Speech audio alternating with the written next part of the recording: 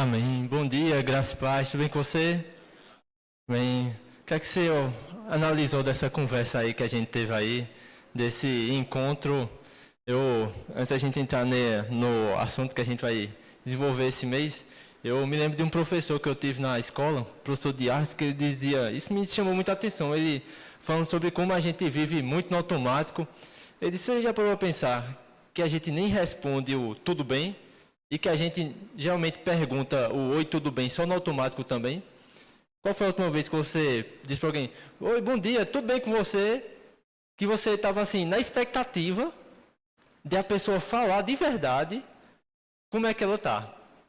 Ou era só no automático, né? Oi, tudo bem? Tudo bem. A pessoa nem responde, né? Oi, tudo bem? Tudo bem? E essa é a resposta que fica por aí, né? Ninguém sabe como é que está o outro. A gente vai ver muitas coisas nesses dias. A gente, na verdade, vai ter esse domingo e o próximo domingo abordando a carta de Tiago. E tem muitas coisas práticas, muitas coisas que a gente vai poder aplicar na nossa vida. E uma delas é sobre ouvir. Ouvir mais e falar menos. Mas a gente vai chegar lá já já. Eu queria orar com você. Pai, nós te damos graças por essa manhã, Senhor, por mais essa oportunidade, Senhor, de estarmos aqui reunidos para ouvir e receber da Sua palavra. Espírito Santo, nós cremos na Sua inspiração sobre as Escrituras, sobre tudo que está escrito, e nós cremos mesmo que Você vai falar aos nossos corações nessa manhã. Eu oro mesmo, Pai, e creio na Tua operação, Pai, além do meu conhecimento, Senhor, daquilo que preparei, Senhor, mas a Tua palavra, Pai, viva e eficaz, Pai, operando em nossos corações nessa manhã. Nós desejamos mesmo, Pai, sairmos, Pai, transformados pela Sua palavra, Senhor, mais cheios do Senhor, Pai, sim, Pai, fortalecidos, consolados, corrigidos pelo Senhor, Pai, para fazermos a Tua vontade, Pai, nos expormos os nossos corações, Pai, a Sua palavra, Pai, sim, Pai, eu me coloco à Sua disposição, Pai, que eu possa ser conduzido pelo Teu Espírito também, Senhor, em cada fala, Pai, em cada comentário, e eu creio, Pai, na Tua palavra operando em nossas vidas, em nome de Jesus, amém. Amém. Então, mês passado, a gente teve o estudo da carta aos Efésios, e particularmente, gostei muito, a gente ouviu grandes e importantes lições. Se tive você, depois você não acompanhou, aí no canal do YouTube da nossa igreja, inclusive no último domingo online, a gente teve um momento de perguntas e respostas com o pastor Lenildo e o pastor Júnior, onde respondendo algumas perguntas sobre alguns tópicos da carta de Efésios. E esse mês agora a gente vai falar um pouco sobre a carta de Tiago. E antes da gente ir para Tiago 1, no versículo 1, a gente hoje vai falar sobre Tiago capítulo 1 e capítulo 2. Queria só trazer um contexto rápido sobre a carta de Tiago. O autor da carta de Tiago, tudo indica que seja Tiago, o irmão de Jesus.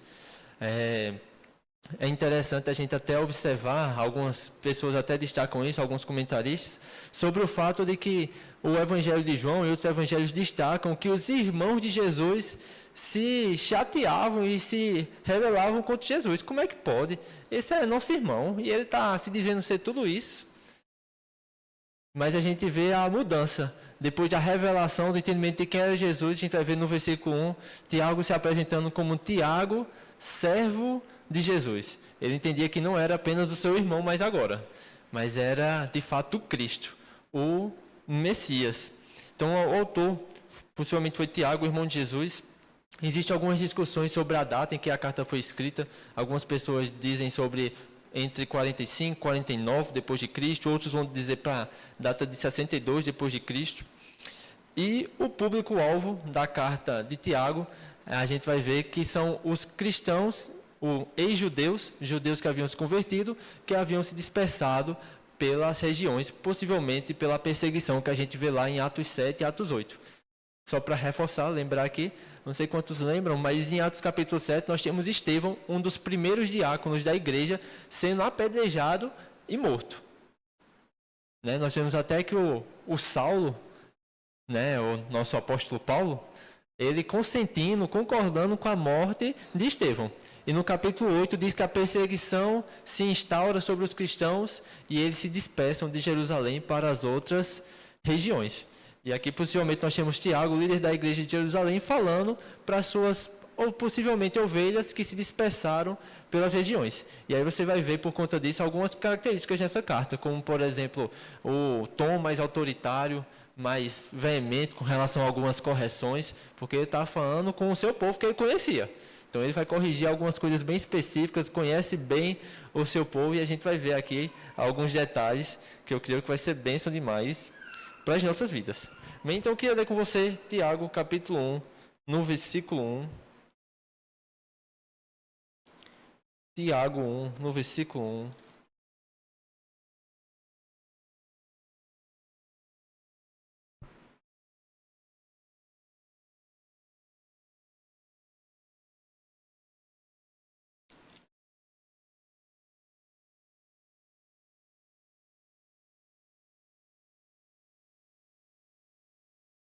Enquanto todo mundo abre, eu quero incentivar você, né? Um dos propósitos da gente estar estudando essas cartas também nas nossas escolas dominicais é incentivar você a ler sua Bíblia. Amém? Às vezes a gente percebe entre algumas pessoas o entendimento errado de que a Bíblia é um livro muito complicado. E que o ministro que vem e prega a palavra é um rapaz super, assim, abençoado, com graça fora do comum, que é capaz de desvendar os segredos na palavra. E eu quero dizer para você que o mesmo Espírito que opera sobre o pregador, opera sobre a sua vida. E esse é o mesmo Espírito que inspirou as Escrituras. A Bíblia não foi escrita para ser um livro complicado. Todos dizem isso, não, a Bíblia é um livro grande, é um livro antigo, é um livro... Meu irmão, a Bíblia foi escrita para ser entendida. Ela não foi escrita para deixar uma coisa misteriosa aí no ar e ver se alguém, talvez, depois de pesquisar muito a fundo, entenda. A Bíblia foi escrita para a gente entender, colocar em prática a nossa vida e seguir a verdade. Então eu quero incentivar você a ler sua Bíblia. Inclusive eu até incentivo você a ler a carta a Tiago. Eu não sei se você já teve um professor na escola que dizia isso, né? Estuda a matéria dos próximos dias.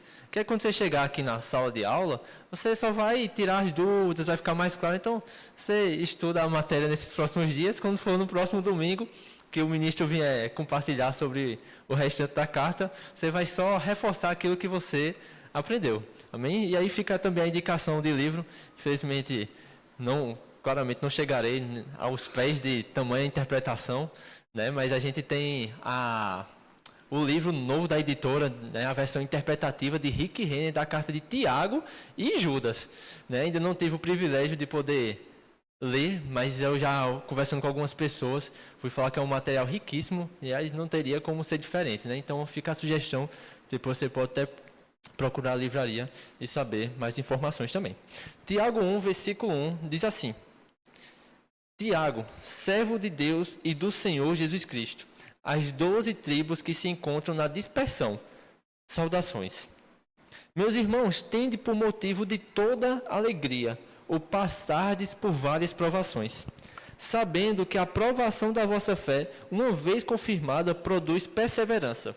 Ora, a perseverança deve ter ação completa, para que sejais perfeitos e íntegros, em nada deficientes. É interessante que a carta de Tiago já traz esse conselho precioso. Ele diz: meus irmãos, tende por motivo de grande alegria o passardes por diversas provações. Eu não sei quantos de nós já chegou para alguém e disse: aí, meu irmão, como é que você está? Rapaz, estou bem demais. E como é que estão as coisas? Estou passando por diversas provações.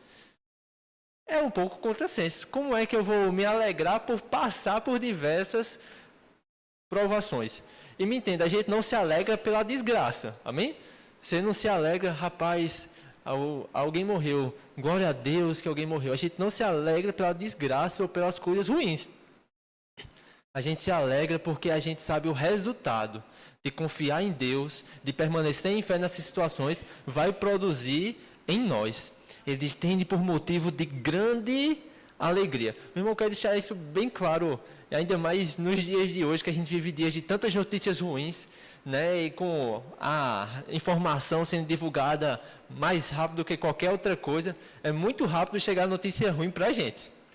Tenho até observado que existe cada vez mais pessoas criando páginas, contas, que é só de notícia boa, que é para ver se está uma contrabalanceada nesse mundo de notícia ruim. Mas aí a gente acaba vivendo tempos em que o padrão é tá triste, é estar preocupado, é estar ansioso. E parece até que se você não está ansioso, preocupado, angustiado, é porque você está fora da realidade. É porque você está errado. Porque você tem que viver por dentro das coisas horríveis que estão acontecendo no mundo e viver cabisbaixo. Mas eu acho interessante que a Bíblia fala algumas situações em que a tristeza faz parte da nossa vida. É a tristeza para arrependimento. Tiago, inclusive, vai dizer mais na frente, a gente não vai ler hoje, vai dar um conselho para alguns irmãos que estavam vivendo uma vida de pecado sem se arrepender. Diz, troque a veste de alegria por veste de tristeza. Porque o cara estava errado e vivendo alegre no erro. Eis aí, está na hora de se arrepender, hein? Vamos acordar para a vida. E Paulo fala sobre a gente se entristecer com os que se entristecem, chorar com os que choram. Mas o conselho da palavra é alegrai-vos. Outra vez vos digo, alegrai-vos.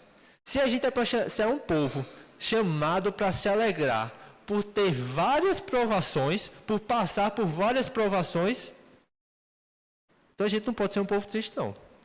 Porque até as coisas ruins, até as situações difíceis que aparecem na nossa vida, a gente deveria enfrentar elas com alegria. Você vai ver os apóstolos em Atos capítulo 5 sendo açoitados por pregar o evangelho e saindo festejando. Rapaz, glória a Deus. Fomos considerados dignos de sofrer afronta por esse nome.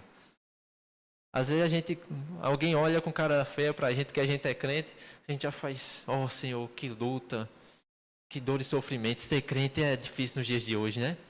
A gente é cancelado na internet. Os caras levaram uma pizza e estavam felizes. Imagina quando chegava a notícia boa. Rapaz, é um povo de festa. Crente é um povo feliz. A gente tem a melhor notícia. Aí você vai ver Hebreus 10, aí diz assim, vocês receberam com grande alegria a expoliação dos vossos bens. O pessoal teve os seus bens tomados pela sua fé e receberam isso com alegria. Como não viver uma vida feliz? E a gente tem um maior motivo. Os discípulos, depois de pregar o evangelho, chegam para Jesus. Jesus, os espíritos imundos se submetem a nós. Jesus disse, eu vi o Satanás cair como um relâmpago. Alegrai-vos, porque o vosso nome está escrito no livro dos céus. Meu irmão, a gente já está com tudo resolvido. Com tudo resolvido. Qualquer coisa, e isso tem que estar muito claro na nossa mente. A gente passa assim por dificuldades nessa vida, por pressões, mas no final já está tudo certo. Se não me falha, foi Billy Graham que disse a famosa frase, ei, não se preocupa, eu li a última página da Bíblia. No final dá tudo certo. Meu irmão, não importa a pior coisa que possa acontecer na sua vida, o final já está garantido.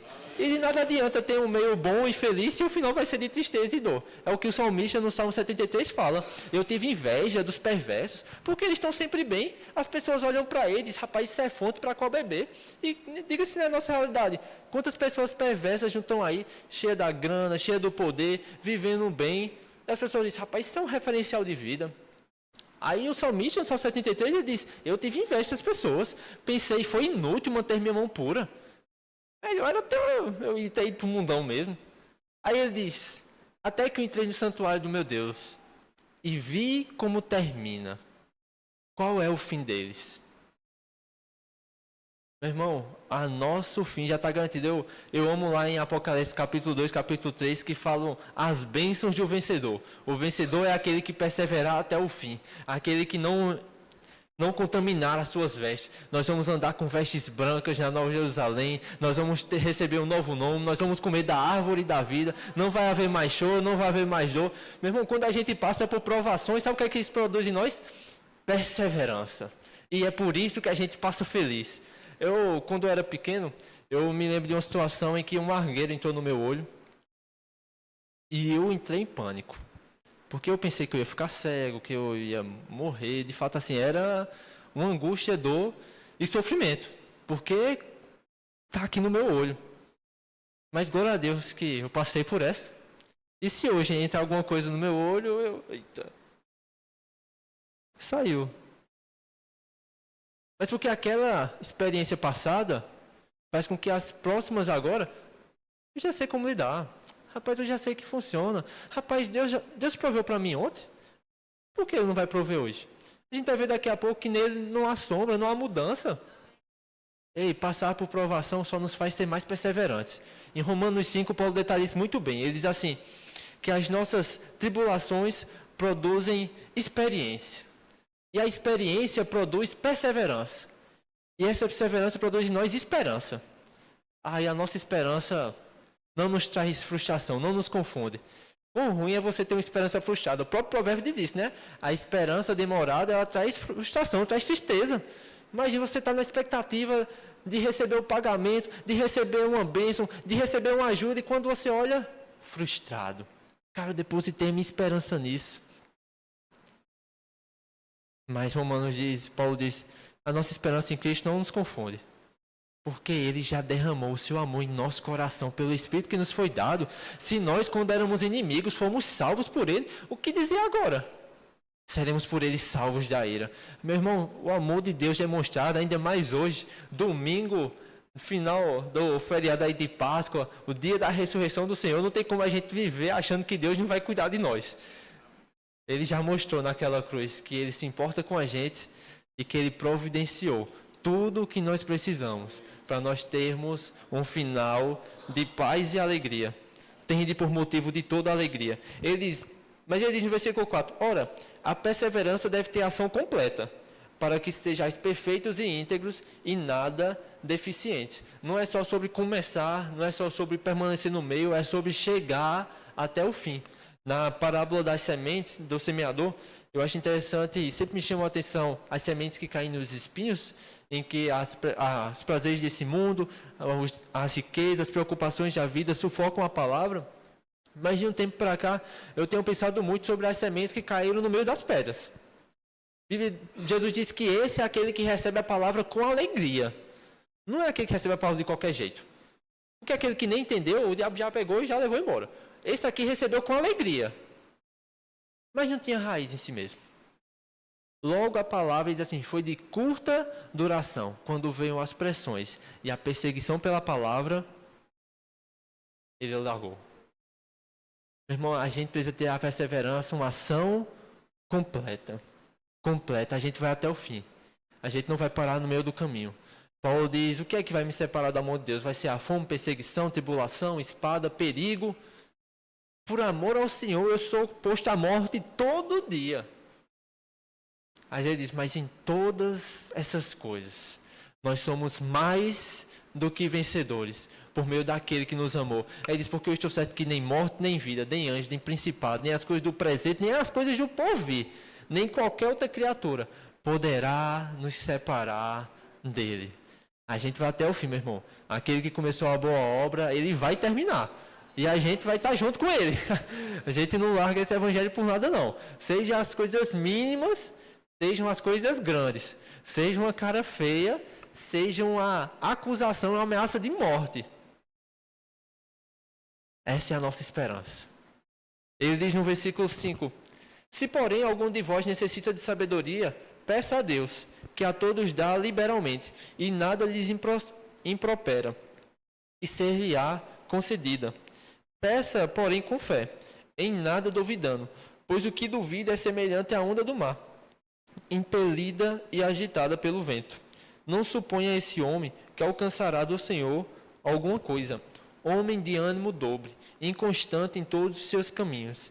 É interessante que Tiago aqui já traz um conselho ótimo. Se você necessita de sabedoria, peça a Deus. E eu gosto quando a Bíblia deixa claro motivos pelos quais a gente pode orar, porque João ele diz assim, que se nós oramos algo segundo a vontade dele, é certo que receberemos aquilo que temos pedido. Então, meu irmão, se você precisa de sabedoria, pode pedir a Deus.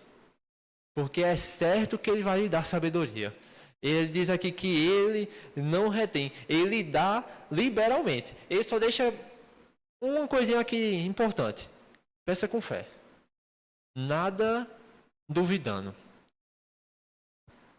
É interessante que Jesus, quando vai falar sobre oração, ele destaca que a gente não deveria orar com vãs repetições, achando que por muito falar a gente vai ser ouvido.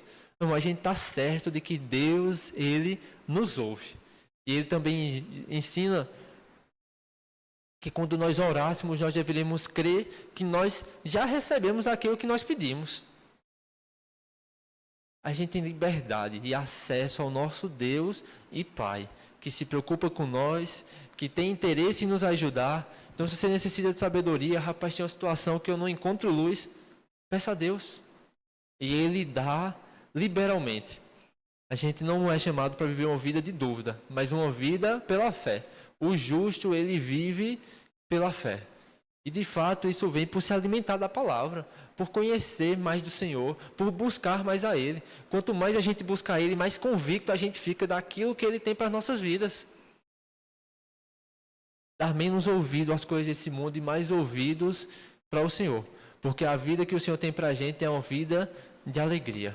É uma vida em que Ele nos dá sabedoria para nós fazermos o que Ele nos instrui.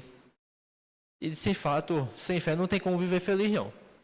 Você não crê que Deus vai prover, que Deus vai agir, aí meu irmão, aí está falando mesmo ao desespero, à angústia. Mas a gente não está só nesse mundo, amém? Nós temos um Deus que se importa e que cuida de nós. Então está necessitando de sabedoria, peça a Deus. E pode crer que Ele vai lhe conceder. No versículo 9 ele diz assim, o irmão, porém, de condição humilde, glorie-se na sua dignidade, e o rico na sua insignificância, porque ele passará como a flor da erva. Porque o sol se levanta com seu ardente calor, e a erva seca, e a sua flor cai, e desaparece a formosura do seu aspecto. Assim também se murchará o rico em seus caminhos. É interessante aqui que o Tiago, possivelmente aqui ele está instruindo os irmãos, até a consciência de que as coisas daqui passam. O pobre, ei, fique tranquilo.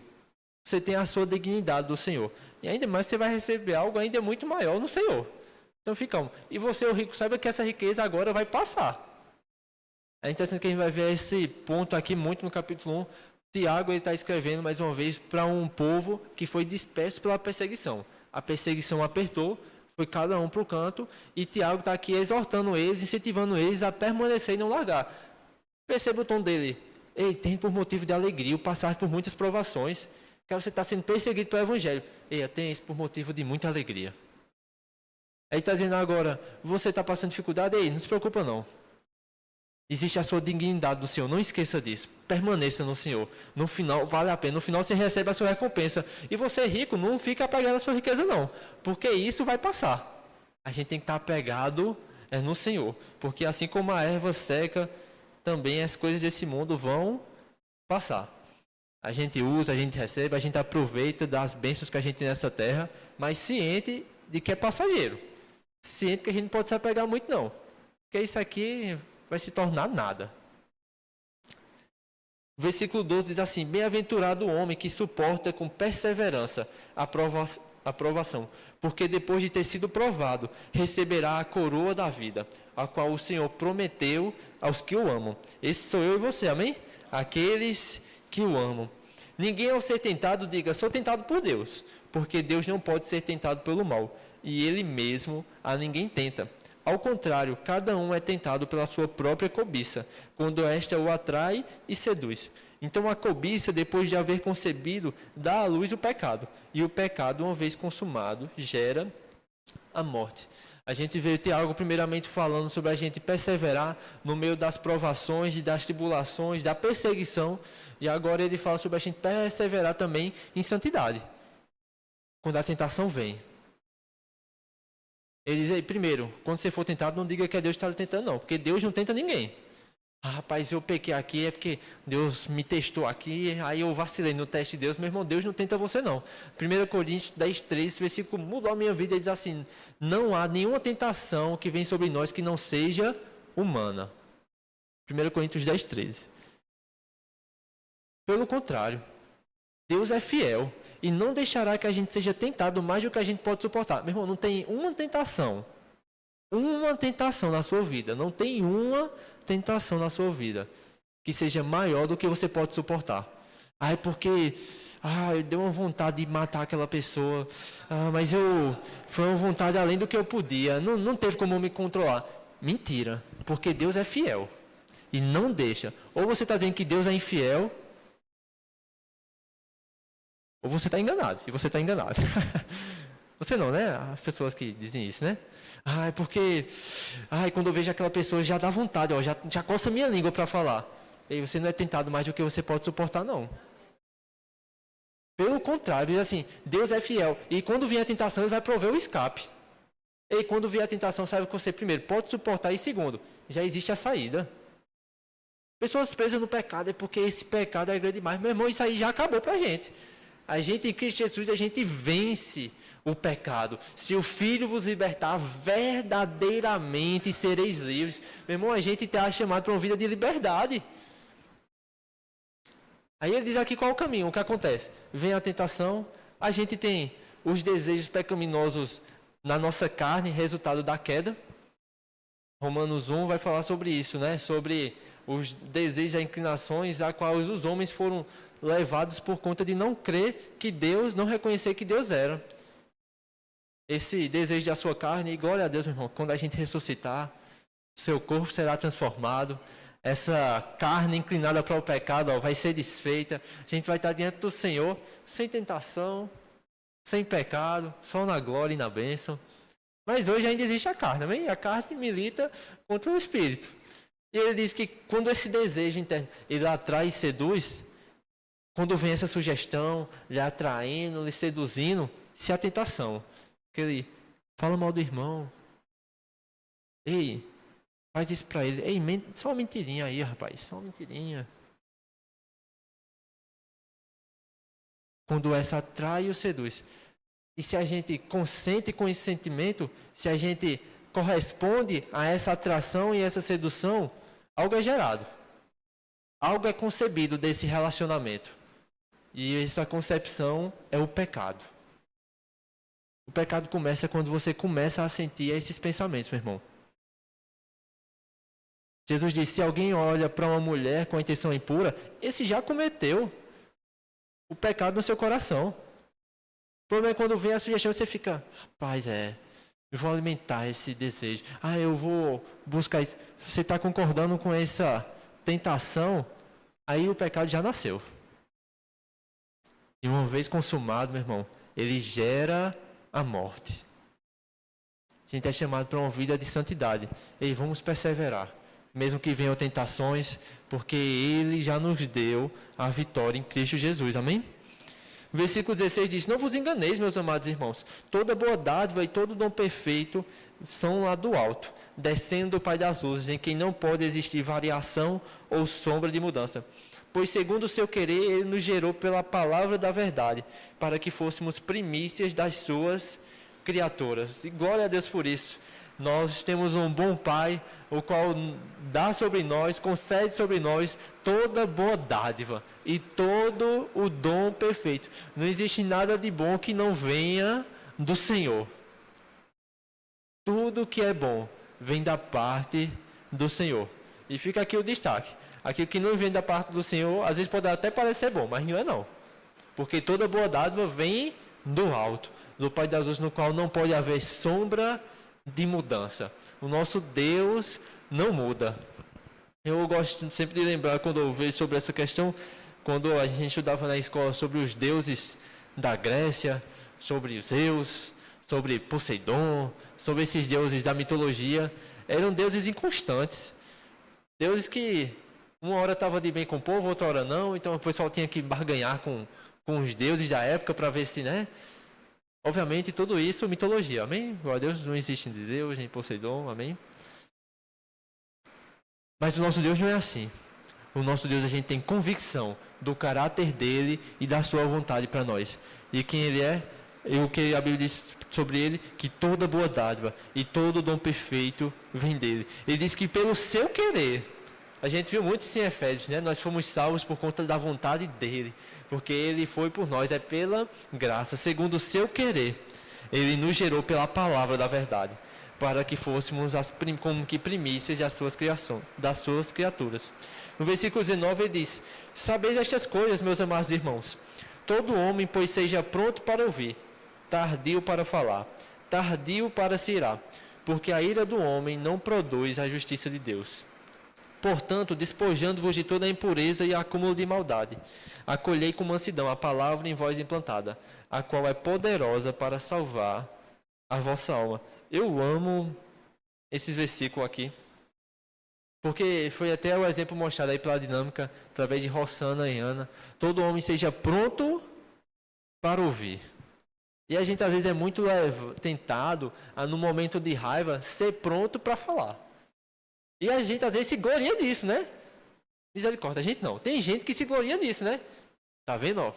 Eu disse mesmo na lata. Tenho um raciocínio rápido. Falou, já respondi. E a gente se gloria nisso, rapaz. Eu sou bom em falar da resposta logo. Eu sou especialista nisso. Enquanto a Bíblia diz que a gente deveria ser tardio. Isso é algo, para mim, quando eu meditava sobre isso há um tempo, a frase que saltou no meu coração, melhor dizendo, foi: é melhor falar atrasado do que falar errado. A gente, no ímpeto de querer falar na hora, a gente fala muita besteira. Quem nunca, numa hora de raiva, falou, depois fez: não era isso que eu queria dizer, né? Mas o desejo, a motivação, e é interessante depois disso. Portanto, o que é que a gente faz? Livre-se de toda impureza, de toda maldade. Porque essa fala precipitada muitas vezes é misturada ou está ali embutida com a intenção errada. Porque o desejo não é ganhar a pessoa. O desejo ali não está sendo aconselhar o irmão. O desejo ali é sair por vencedor mesmo. Sabe qual é a motivação muitas vezes? Orgulho. Eu que não vou sair por baixo nessa situação. De forma alguma. Desejo, soberba. Eu tenho que sair como certo. Ela tem que saber que eu estou certo. Motivação errada. É interessante que Jesus, quando ele vai falar sobre corrigir o irmão, que ele diz assim: vai até o seu irmão. Se alguém pecar contra você, vai até ele. E fala você, só com você com ele. Se ele te ouvir, você ganhou o seu irmão. Olha o pensamento de Jesus. Não é, se ele te ouvir, parabéns. Você é um bom rapaz. Se tem alguém de raciocínio bom, é vocês. Você ganhou o seu irmão. A luta da gente não é para sair como vencedor da discussão, não. A luta para a gente é para não perder o irmão. Mas se a gente é muito rápido para falar, a gente pode acabar falando errado. Seja tardio em falar, tardio em se irar. É melhor você falar: rapaz, na hora bem que eu podia ter dito isso. Mas depois você diz. Eu gosto muito de um provérbio que diz assim, da Bíblia, né? Ele diz: como uma maçã de ouro em uma floresta de prata. É a palavra dita no seu tempo. Meu irmão, não tenha pressa para falar, não. Tenha pressa para ouvir. Porque às vezes a gente está como aqui, né? Em tempo que todo mundo quer falar, todo mundo quer falar, que nós sejamos aqueles que estão prontos para ouvir.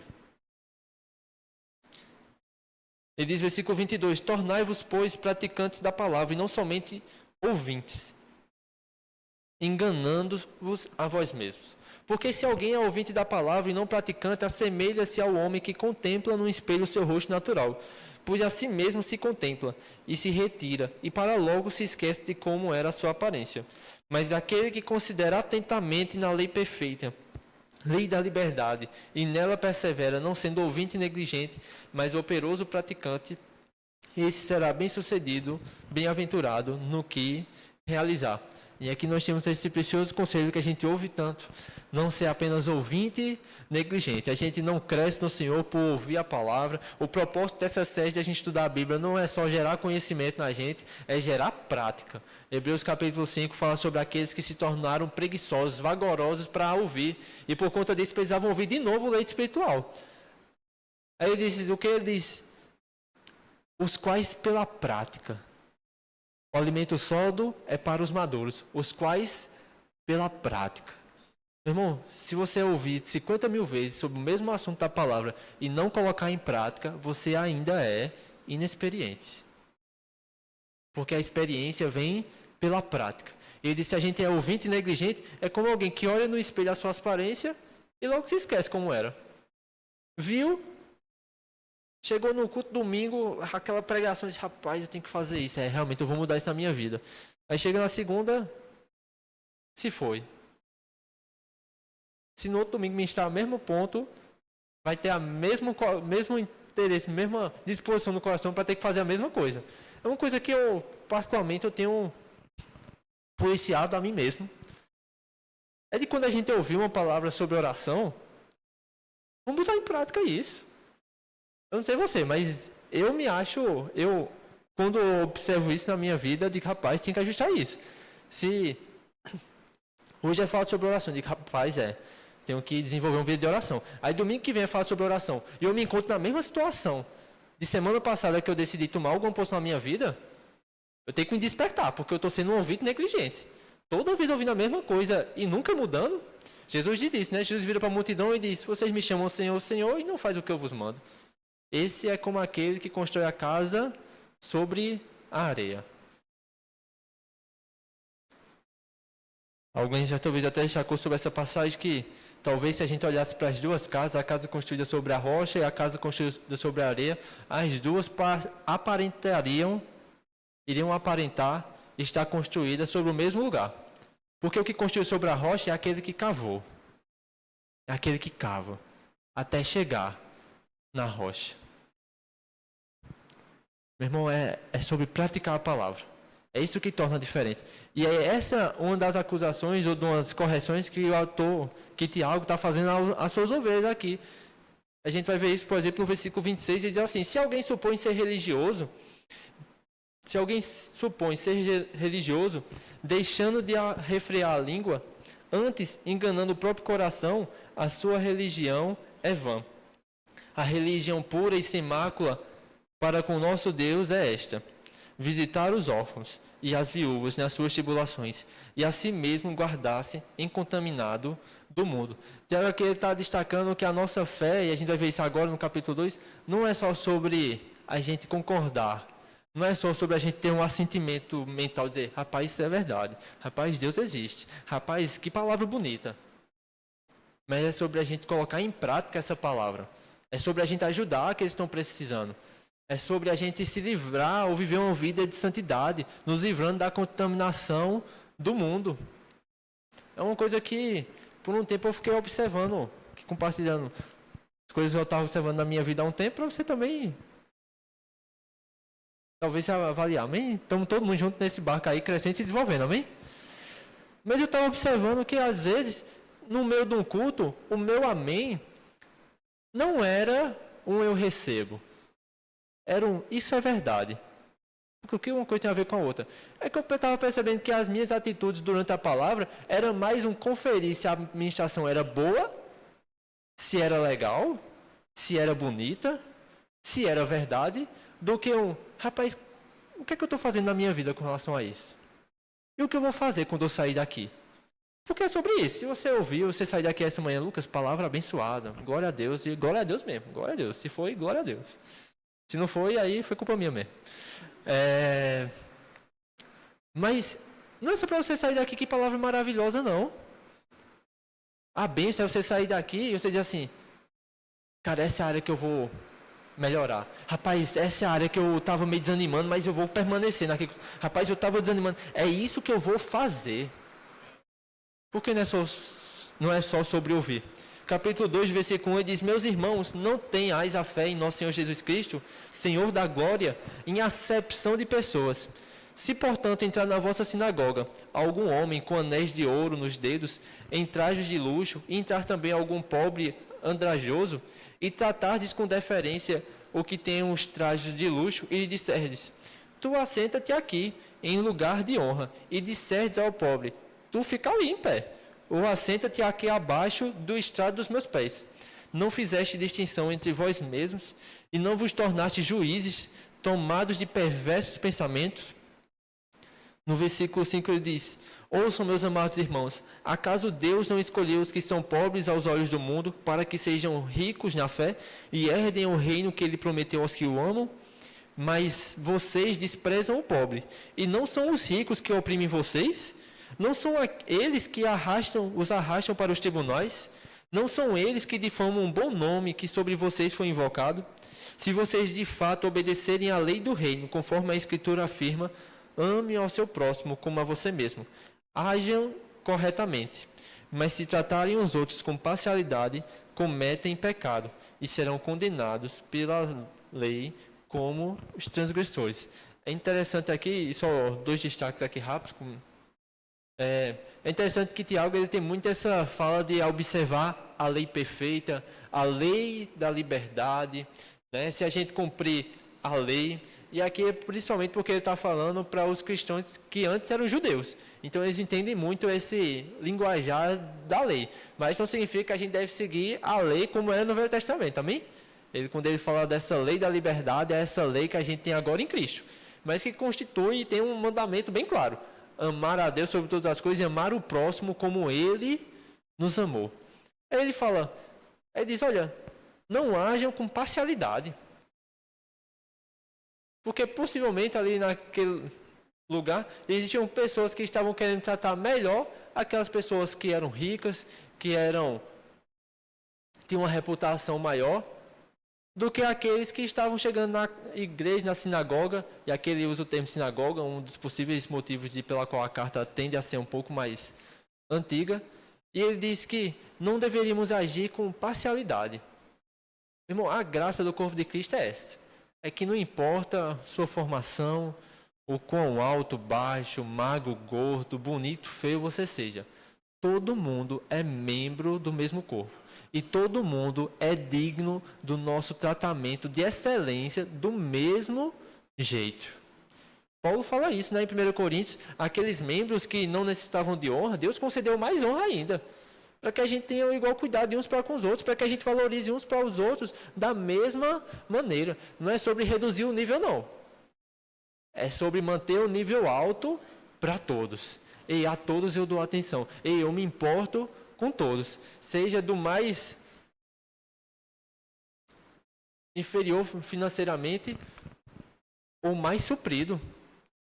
Sabe, a gente vive tempos em que é tudo muito sobre de que forma isso me beneficia. De que forma isso é vantajoso para mim.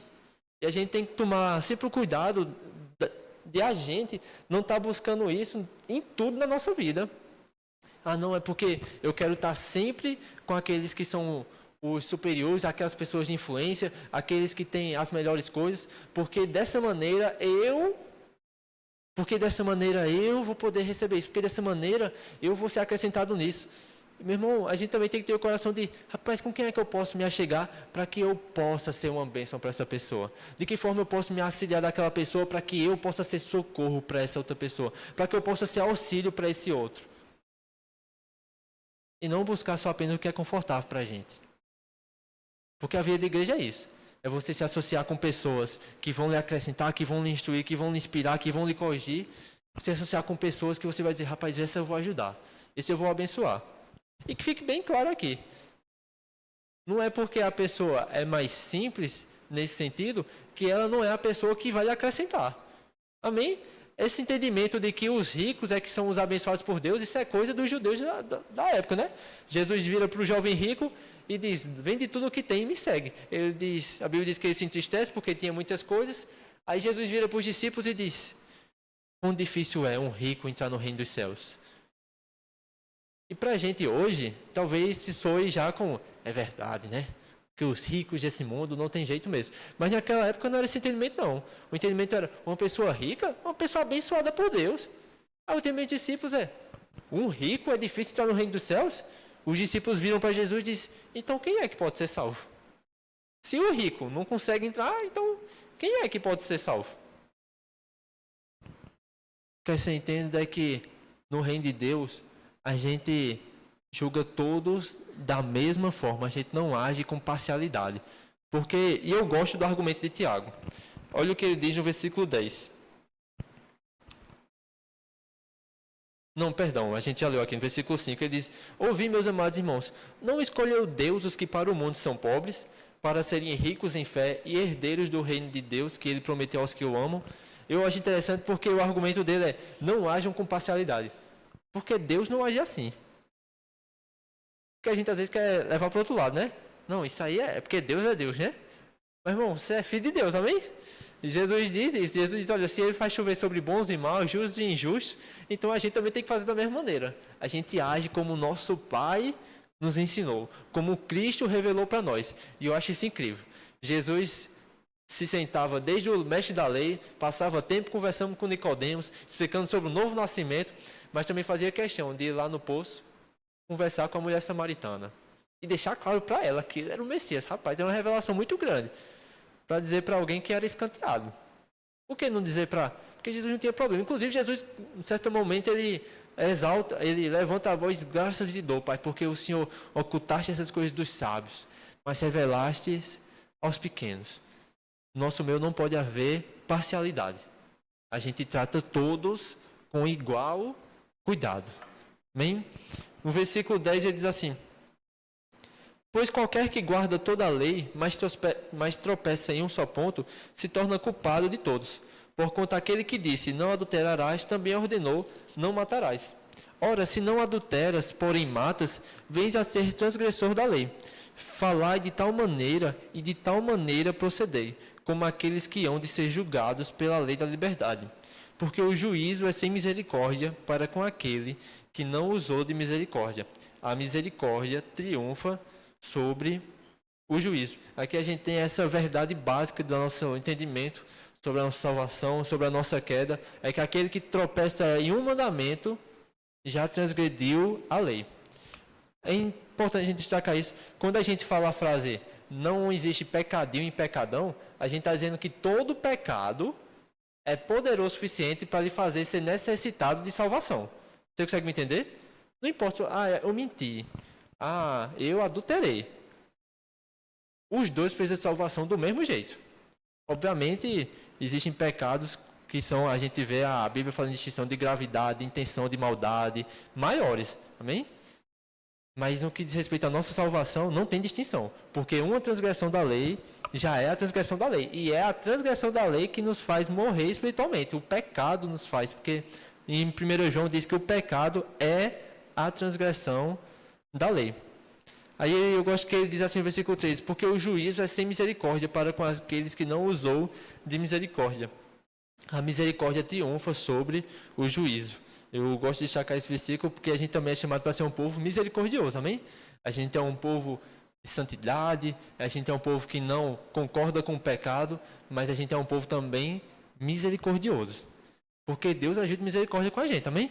Nós devemos agir de misericórdia também com os nossos irmãos e com aqueles que ainda nem conhecem a Cristo também.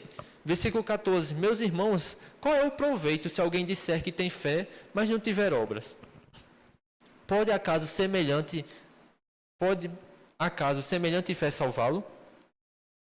Se um irmão ou uma irmã estiverem carecidos de roupa e necessitados de alimento cotidiano, e qualquer dentre vós lhes disser, ide em paz, aquecei-vos e fartai-vos, sem contudo lhes dar o necessário para o corpo, qual é o proveito disso? Assim também a fé, se não tiver obras, por si só está morta. Mas alguém dirá, tu tens fé, e eu tenho obras. Mostra-me essa tua fé, sem obras, e eu com as obras te mostrarei a minha fé. Crês tu que Deus é um só? Fazes bem. Até os demônios creem e tremem. Misericórdia. Olha, se você encontra alguém que diz que só tem fé, está no nível do demônio. Misericórdia. Versículo 20. Queres, pois, ficar certo? O homem insensato, de que a fé sem obras é inoperante? Não foi por obras que Abraão, nosso pai, foi justificado, quando ofereceu sobre o altar o próprio filho Isaque? Vês como a fé operava juntamente com as suas obras.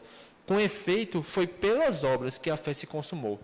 E se cumpriu a escritura a qual diz, ora, Abraão creu, e isso lhe foi imputado para a justiça, e foi chamado amigo de Deus. Verificais que uma pessoa é justificada por obras e não por fé somente. De igual modo, não foi também justificada por obras a meretriz Raabe, quando acolheu os emissários e os fez partir por outro caminho? Porque assim como o corpo sem espírito é morto, assim também a fé sem obras é morta. Aqui é interessante só a gente fazer um último destaque, antes de a gente finalizar, que esse texto aqui, às vezes algumas pessoas acham que Tiago está contradizendo o que Paulo ensina. Porque a gente vai ler a carta romana, a carta dos Efésios, e Paulo vai dizer que a gente é salvo pela fé, não por obras, para que ninguém se glorie. Aí chega aqui Tiago e diz, acaso não foi por obras que Abraão foi justificado? E aqui a gente não está encontrando uma contradição, porque o próprio Tiago ele deixa claro o que ele está querendo dizer. Ele diz que a fé ela é completa pelas obras. Porque só eu dizer que creio não muda em nada a vida de ninguém, amém? Se a pessoa dizer, rapaz, eu creio em Deus, mas vou seguir a minha vida de qualquer jeito, vou viver uma vida sem seguir o Senhor. Não, você pode crer o quanto for, mas essa fé é morta. Ele diz, como o espírito, assim como o corpo sem o espírito está morto, assim também a fé sem obras é morta. A nossa fé em Deus não deve ser uma fé apenas de entendimento, uma fé apenas no campo do intelecto, uma fé apenas que concorda com a palavra. Tem que ser uma fé que nos coloca em movimento. É isso que ele diz. Ele diz, Abraão creu. E isso foi demonstrado quando ele entrega o seu filho. Quando ele tem essa ação, a Bíblia diz, Abraão creu, e isso lhe foi imputado por justiça. Foi por conta da sua fé, que foi manifestada nas suas obras. Raabe, ela acreditava que o Deus do povo de Israel era o Deus certo. E o que ela fez? Ela guardou ali a vida deles, e essa fé que foi demonstrada através das suas obras é o que lhe deu a salvação. O ponto é que não é uma fé só de concordância mental, mas é uma fé de prática que nos dá a salvação. Porque a verdade é que a fé que nos faz nascer de novo, ela muda a nossa natureza, ela nos transforma e nos coloca em movimento mesmo, nos faz mudar, sermos transformados por essa palavra. Nós não somos chamados apenas para concordar com o que Deus diz, nós somos chamados para seguir o que Deus diz. Não somos chamados apenas para achar a palavra de Deus bonita, nós somos chamados para colocar essa palavra em prática. E o bom é que o próprio Tiago já disse, aquele que pratica essa palavra será bem-sucedido em tudo o que fizer. Que a gente possa de fato colocar em prática aquilo que o Senhor nos disser. Não tenhamos uma fé só de assentimento mental. Como ele disse, se o irmão chega pedindo alguma coisa, eu tenho que ajudar. Rapaz, crê em Deus, crê em Deus. Essa fé não surte efeito, não surte resultado. Eu não sei você, quero ter o mesmo testemunho dos Tessalonicenses. Paulo diz, eu dou testemunho que eles têm um amor abnegado, uma viva esperança, mas diz que eles têm uma fé operante. Que a nossa fé ela seja operante, porque assim a gente completa a ação da nossa fé. A gente crê, a gente age de acordo com a nossa crença. E vai até o destaque aqui, às vezes se a gente não está praticando, é porque está faltando fé. Porque a nossa ação, ela denuncia a nossa fé. Quando a gente não fala, a gente fala em incredulidade, essa ação está denunciando a nossa fé. Quando a gente não ora, possivelmente está denunciando a nossa falta de crença na resposta à nossa oração. Quando a gente vive uma vida largada no pecado, talvez denuncie a falta de fé, de que um dia de fato a gente vai estar com ele. Quando a gente não cuida do nosso irmão, talvez seja a falta de fé, de que de fato não é um mandamento do Senhor. Com a instrução, se encha de fé, se encha da palavra. Esteja tão convicto de que Ele lhe chamou para alcançar as pessoas, para ser uma bênção, para viver uma vida de santidade, tão convicto disso, que o seu procedimento não possa ser diferente. Amém? Queria orar com você. Pai, nós te agradecemos, Senhor, por cada instrução. Pai, eu creio mesmo, Espírito Santo, que você esteve compartilhando com cada um aqui coisas que nem mesmo foram faladas, Pai. Sim, Pai, detalhes dos versículos, Senhor, mensagens, Pai, que o Senhor tem para compartilhar com cada um de nós. Obrigado pela sua palavra que é viva e eficaz, Senhor. Espírito Santo, nós cremos na sua ajuda, sim, no seu auxílio, para que não sejamos crentes só de mente, crentes só de concordar, uma fé morta, Senhor. Não, Senhor, nós queremos ter uma fé viva, Senhor, uma fé operante, Senhor, uma fé que produz resultados, Senhor, que é manifesta, Senhor. Sim, Pai, nós te damos graça, Senhor, pela sua palavra, Pai, que é como um espelho, Senhor, capaz de mostrar aquilo que precisamos de força, aquilo que precisamos de correção, aquilo que precisamos de consolo, e capaz não só de mostrar, mas também de nos habilitar para nós fazermos a tua obra, para toda boa obra.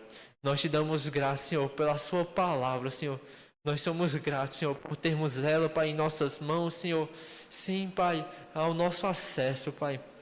Nós te agradecemos, Pai, em nome de Jesus. Amém. Amém.